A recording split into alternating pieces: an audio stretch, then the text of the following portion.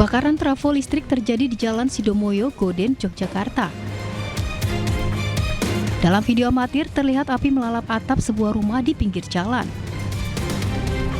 Kebakaran membuat warga panik dan membuat macet arus lalu lintas. Beruntung tidak ada korban akibat kebakaran ini, sementara api berhasil dipadamkan 1 jam kemudian.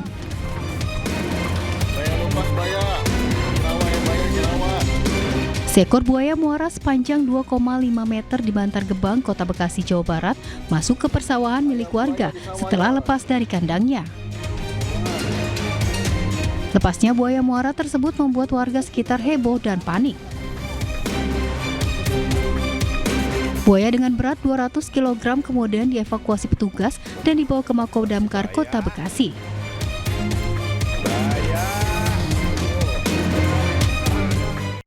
Pemirsa, sidang lanjutan gugatan Citizens atau Law Street atau sidang gugatan publik ini terkait dugaan keabsahan ijazah Presiden ke-7 Republik Indonesia Joko Widodo hari ini di Pengadilan Negeri Solo ditunda. Agenda persidangan yang memasuki tahap pembuktian dokumen, khususnya bukti surat terkait ijazah Joko Widodo sejak jenjang sekolah dasar hingga perguruan tinggi diputuskan ditunda oleh Majelis Hakim.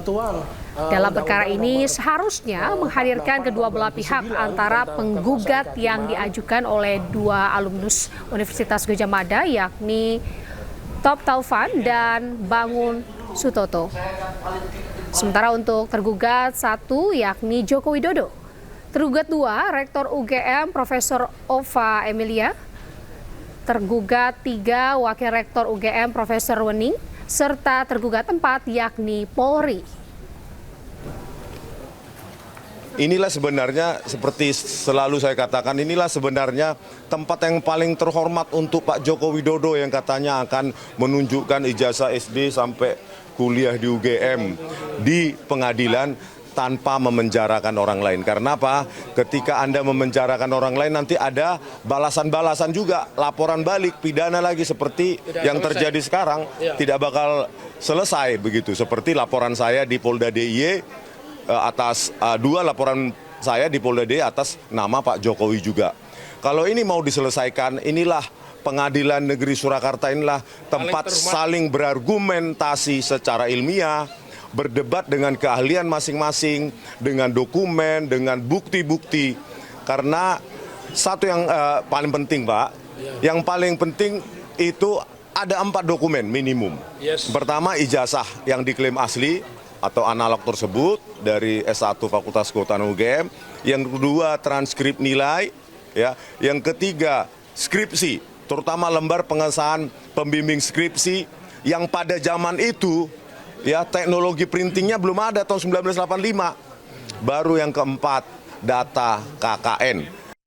Bukti-bukti sebagaimana diajukan oleh pihak penggugat hari ini setelah dilakukan penelitian secara seksama oleh Majelis Hakim, ada yang tidak sinkron, maka untuk menghindari masalah di kemudian dalam hal memberikan pertimbangan hukum ketika menjatuhkan putusan, maka pihak penggugat diberi kesempatan untuk mengajukan ulang atas bukti-bukti surat yang semula dijadwalkan hari ini supaya disampaikan melalui ekot pada sidang pada tanggal 30 Desember yang akan datang. Pemirsa, bintang film dewasa Bonnie Blue ini menghina bendera merah putih viral di media sosial. Ia tidak hanya menyeret bendera merah putih ke tanah, namun ia juga menginjak-injak bendera merah putih. Viral di media sosial, aksi selebritas film dewasa Bonnie Blue yang melecehkan bendera merah putih. Dalam video yang viral, ia menginjak-injak bendera merah putih sambil menyeret bendera Indonesia itu di tanah. Bahkan aksi provokatifnya itu dilakukan di depan kantor Kedutaan Besar Republik Indonesia di London, Inggris. Ia bersama dengan beberapa pria mengenakan penutup kepala melakukan pelecehan tersebut. Di salah satu momen, Bonnie Blue membentangkan bendera merah putih sambil menceritakan pengalamannya di Bali. Aksi pelecehan itu membuat KBRI London melayangkan aduan resmi ke otoritas Inggris. Sebelumnya Bonnie Blue dideportasi dari Indonesia setelah melakukan pelanggaran lalu lintas dengan membuat konten sambil mengendarai mobil pick-up di jalan raya.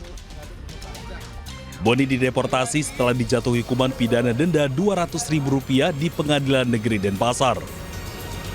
Pihak imigrasi Ngurah Rai Bali juga telah mengajukan penangkalan terhadap Bonnie selama 10 tahun sejak 12 Desember 2025. Tim Liputan iNews melaporkan. Pemirsa, DPR RI meminta dugaan pelecehan bendera merah putih oleh bintang film dewasa Bonnie Blue ditindaklanjuti dengan tindakan tegas. DPR juga mendorong KBRI London menempuh jalur diplomasi secara formal kepada otoritas setempat.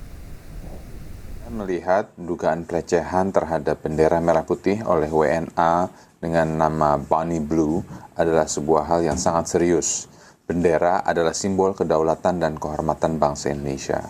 Maka itu, setiap dugaan tindakan yang merendahkan harus ditindaklanjuti dengan tindakan tegas. Pemerintah Indonesia sudah menunjukkan sikap jelas dengan melakukan deportasi dan itu mencerminkan komitmen kita dalam menjaga martabat bangsa. Akan tapi, kasus yang serupa muncul kembali dan dilakukan oleh pihak yang sama dan kali ini dilakukan di luar jurisdiksi hukum Indonesia. Maka itu, kami menekankan pentingnya jalur diplomasi dalam hal ini KBRI London agar segera melanjutkan pelaporan dan juga menyampaikan keberatan kita karena pelecehan terhadap simbol negara tidak dapat diterima, akan tapi kita juga harus menjaga hubungan bilateral antara kita dengan United Kingdom. Pemirsa, Kementerian Transmigrasi menyalurkan bantuan perbekalan serta santunan nilai rumah asal bagi masyarakat transmigrasi lokal di Tanjung Banon, Kota Batam. Kebijakan ini untuk memastikan keadilan bagi warga terdampak dalam program transmigrasi.